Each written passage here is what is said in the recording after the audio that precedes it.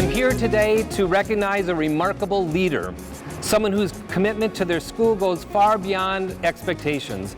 I'm here to name the Fargo Public Schools Administrator of the Year. This individual has been described as a champion and an advocate for every student and every staff member. Someone who works every day to create opportunities for students to grow, thrive, and build bright, successful futures. It is my great honor to announce the Administrator of the Year, Mr. Beaton.